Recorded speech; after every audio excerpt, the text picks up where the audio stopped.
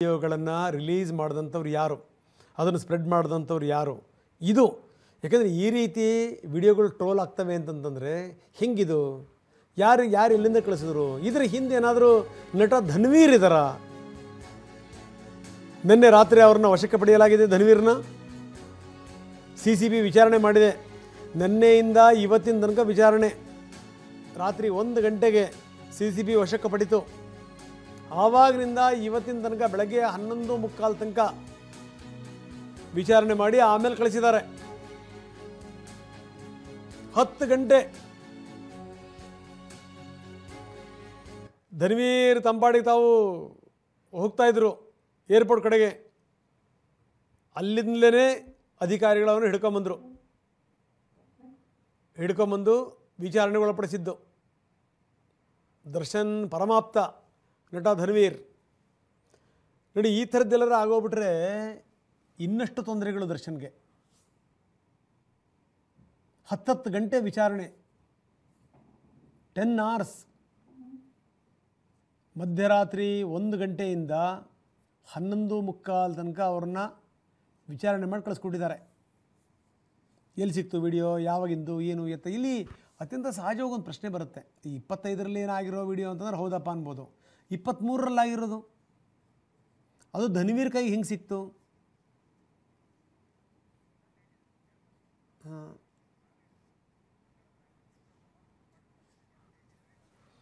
ಇದೇನು ಧನ್ವೀರ್ ಮಾಡಿರೋದ, ಬೇರೆಯವ್ರು ಮಾಡಿರೋದ, ಅಥವಾ ಈ ಒಳಗಡೆಗೆ ಗುಂಪುಗಳಿರ್ತಾವಲ್ಲ, ಒಂದು ಗುಂಪು ಇನ್ನೊಂದು ಗುಂಪನ್ನ ಶೂಟ್ ಮಾಡುತ್ತೆ, ಅಂದರೆ ವಿಡಿಯೋ ಶೂಟ್ ಮಾಡುತ್ತೆ. ನಾಗನ ಕೈವಾಡ ಏನಾದರೂ ಇದೆಯಾ ಅನ್ನೋದ್ರ ಬಗ್ಗೆನೂ ಕೂಡ ಈಗ ತನಿಖೆ ಆಗಬೇಕು. ಆ ನಾಗನ ಶಿಷ್ಯ ಪವನ್ ವಿಡಿಯೋ ರೆಕಾರ್ಡ್ ಮಾಡಿದ್ನ. ಪವನ್ ವಿಲ್ಸನ್ ಗಾರ್ಡನ್ ನಾಗನ ಶಿಷ್ಯ. ಹೀಗಾಗಿ ಅವನನ್ನ ಇಲ್ಲಿಂದ ಹಿಂಡಲಗ ಜೈಲಿಗೆ ಕಳಿಸಿದ್ದಾರೆ. ಅವನೇನಾದರೂ ಇದನ್ನ ರೆಕಾರ್ಡ್ ಮಾಡಿದ್ನ? ಈ ಥರ ಈಗ ಯಾರ್ಯಾರು ಏನೇನಿಲ್ಲಿ ಬಾಲ ಬಿಚ್ತಾ ಇದ್ರು ಅಂಥವ್ರ ಮೇಲೆ ಕಣ್ಣಿದೆ ಪೊಲೀಸರಿಗೆ. ಯಾರು ಮಾಡಿದರು, ಏನು ಎತ್ತ, ಈ ವಿಚಾರಕ್ಕೆ ಸಂಬಂಧಪಟ್ಟಂಗೆ ಭಾಳ ಆಳಕ್ಕಿಳಿದು ತನಿಖೆ ಮಾಡ್ತಾರೆ ಪೊಲೀಸರು. ಯಾವುದ್ರಲ್ಲಿ ಡೌಟ್ ಇಲ್ಲ. ಯಾಕಂದರೆ ಕೆಟ್ಟ ಹೆಸರು ನಾಳೆ ಸುಪ್ರೀಂ ಕೋರ್ಟಲ್ಲಿ ನಿಂತ್ಕೋಬೇಕಾಗತ್ತೆ ಇವರು. ಜೈಲಾಧಿಕಾರಿ ಸೂಚನೆ ಕೊಟ್ಟಿದ್ದಕ್ಕೇ ವಿಡಿಯೋ ಮಾಡಿರ್ಬೋದಾ? ಇವೆಲ್ಲವೂ ಕೂಡ ಪ್ರಶ್ನೆಗಳು.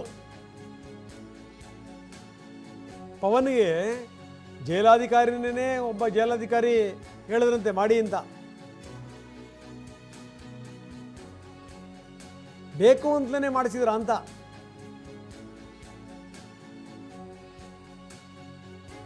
ತಾನು ವರ್ಗಾವಣೆ ಆಗಲಿಕ್ಕೋ ಅಥವಾ ಬೇರೆಯವ್ರನ್ನೇನಾದ್ರು ತರಿಸ್ಲಿಕ್ಕೋ ಈ ಥರ ಮಾಡಿರ್ಬೋದಾ? ಈ ರೀತಿ ಸಾಧ್ಯನೇ ಇಲ್ಲ ಬಿಡಿ. ನೋಡಿ, ಅವನು ಯಾವ ಭಯೋತ್ಪಾದಕ, ಅವನು ಬಲಗೈನಲ್ಲಿ ಒಂದು ಟೀ, ಎಡಗೈನಲ್ಲಿ ಮೊಬೈಲ್ ಅವನು ಫುಲ್ ಚೆಕ್ ಮಾಡ್ತಾನೆ, ಆರಾಮ ಮಾತಾಡ್ತಾನೆ ಕೂತ್ಕೊಂಡು. ಘನಕಾರ್ಯ, ಒಳ್ಳೊಳ್ಳೆ ಕೆಲಸ ಕಾರ್ಯಗಳಿಗೋಸ್ಕರ ಪಾಪ ಮೊಬೈಲ್ ಕೊಡ್ತಾರೆ ಇಂಥವ್ರ ಕಡೆಗೆ, ಕ್ರಿಮಿನಲ್ಗಳ ಕೈಗೆ, ಭಯೋತ್ಪಾದಕರ ಕೈಗೆ.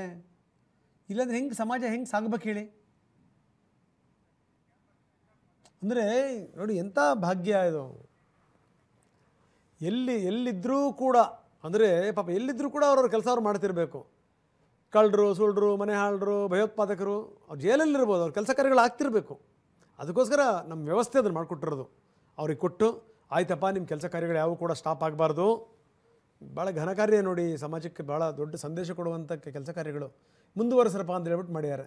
ನಾಚಿಕೆ ಆಗೋದು ಬೇಡವಾ? ಏನು ಮಾಡ್ತಾಯಿದೆ ನನ್ನ ವ್ಯವಸ್ಥೆ?